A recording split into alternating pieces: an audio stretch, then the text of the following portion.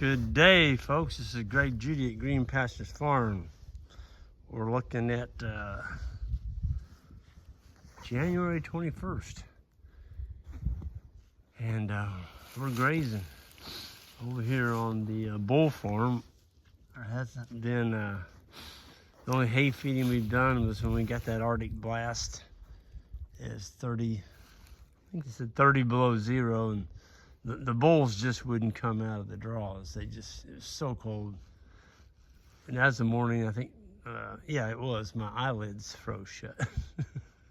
I was squinting my eyes coming up over the field, and that wind was just brutal. And when I got back to the truck, I couldn't open my eyes, were froze. The liquid, the tearing that was coming out of my eyes actually froze. I couldn't move my eyelids. That's cold. I don't care if you're in Minnesota or Missouri or Ontario and your eyes freeze shut, it's cold. I wanted to show you the, we're starting, this is the last paddock that they're on that's actually down in the bottom. Now it's going to be 50% ridge, 50% bottom.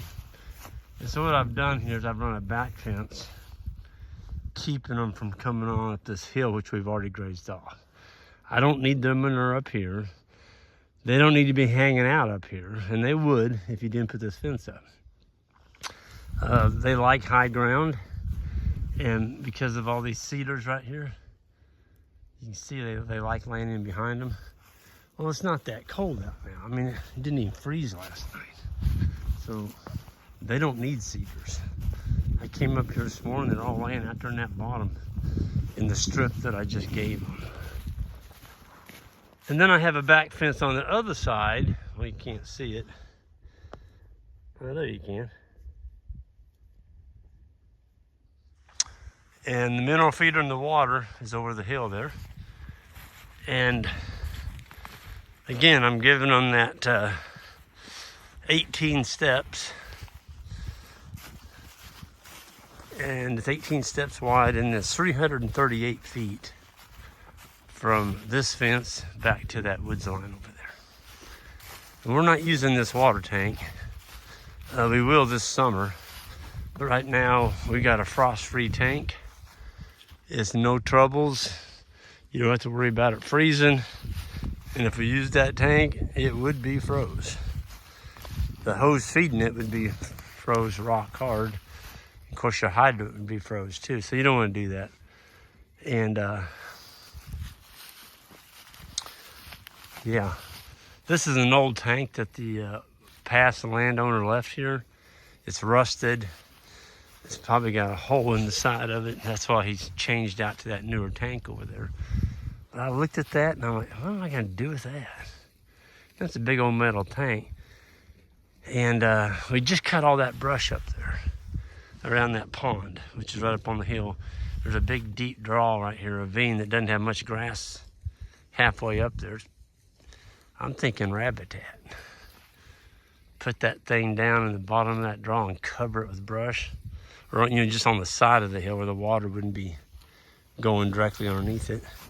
Might make some pretty good habitat. So you can see what the bulls are doing. You can see where their paddock was at. Folks, this is not, well, you can see the other wire, it's right there. That's how wide it is, 18 steps. That's 338 feet long. And this is a stockpiled Kentucky 31 end-of-fight infected fescue. So it's the one that we're told we need to kill. Why in the world would you spray your farm and get rid of that stuff? Somebody sitting behind a desk is telling you to do that. You ought to thank them for their time and go out and shut the door, get back in your truck, and go home and make some money with your fescue. Don't spray it. That's the dumbest thing you'd ever do in your life. Folks, these bulls are leaving a perfect residual behind. We're going to get one more graze in here. There's still a lot of grass in here. It just needs to be rained on. I mean, look at that. I mean, there's still 12 inches of grass that's laying on the ground. You can tell the bulls are doing good on it. All you hear is rip, rip, rip. That's ka-ching, ka-ching, ka-ching. Kentucky 31 fescue, ka-ching, ka-ching, ka-ching. Yeah, I'm not spraying my farm. And this is not my farm, but I would never encourage the landowner to spray it either. We're gonna come in here and put down a couple pounds of red clover seed. We got a good rain the other day, so we got a little bit of pugging. When I say pugging, you see some dirt. A lot of that dirt is where there was molehills, right there. So we'll get some seed to soil contact with the clover, and it'll make it better grazing this summer. That bull, he's found him a really good itching post there. He's like, man, this thing was put here just for me. I mean, look at those bulls.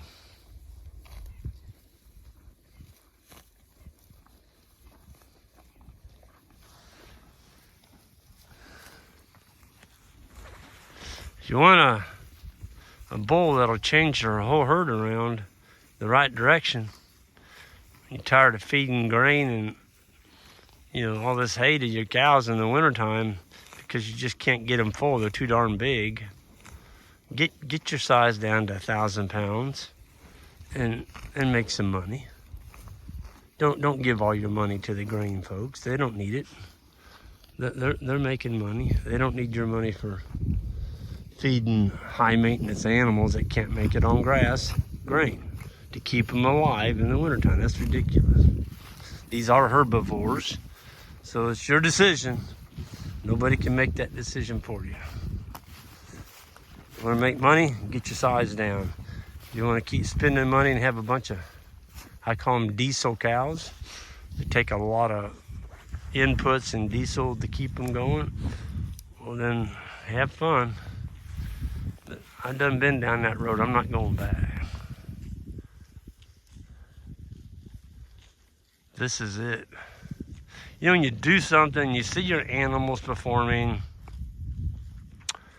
and they're producing and thriving in the environment in which they were born, you got something going right. And Ian Mitchell Ennis, which will be here in May 4th through the 6th, our advanced grazing school, which is almost filled up.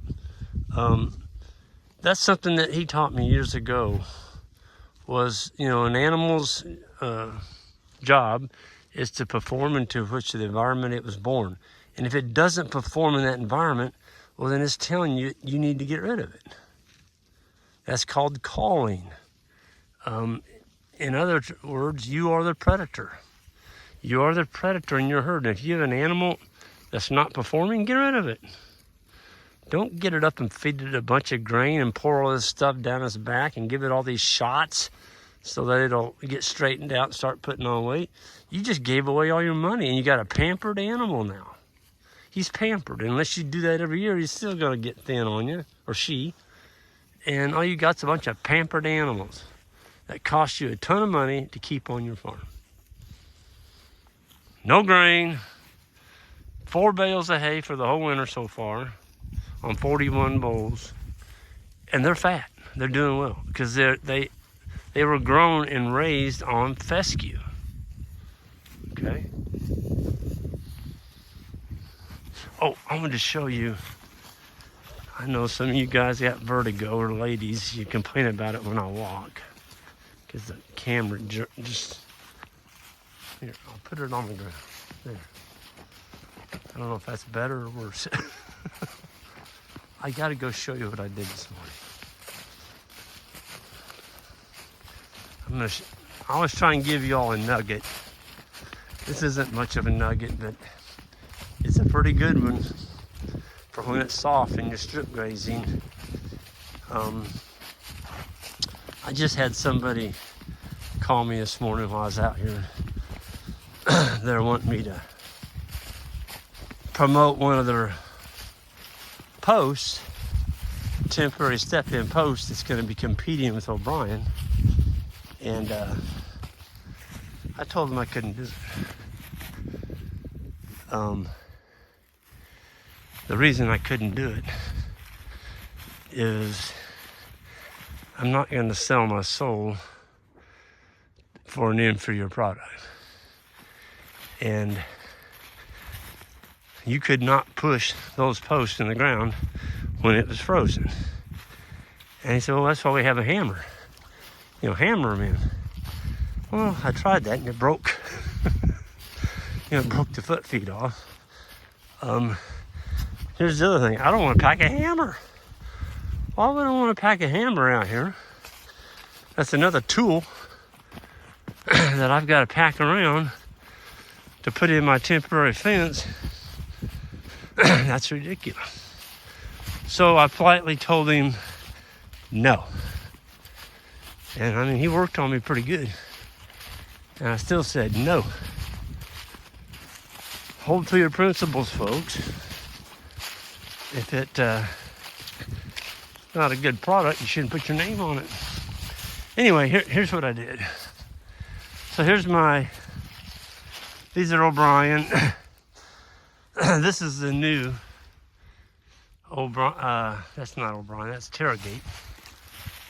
Terragate came out with a really nice little step in here. Anyway, when it's wet like this, here's my angle, okay? My angle bracket. All that is a step in going down to the ground.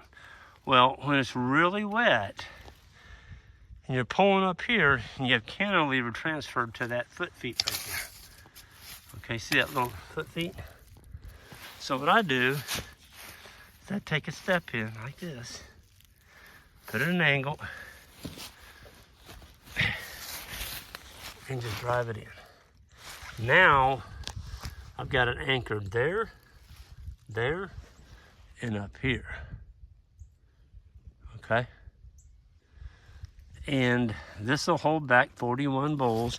Now, if a deer hits that going 90 miles an hour, he's probably going to pull that out. We've been over here for a month and a half. We've never found one pulled out. And folks, there's deer all over back here. Every morning I come back here, I see deer and other things. But there are deer all over this. So that's a really good way. So see, this is tied on cold. My reel is clear way over yonder. This is one of my strips, and it's hooked on hot on the other side. So anyway, that's your nugget for today. Anyone that's new to the channel, I'd appreciate if you hit subscribe on the way out, and we'll see y'all down the road.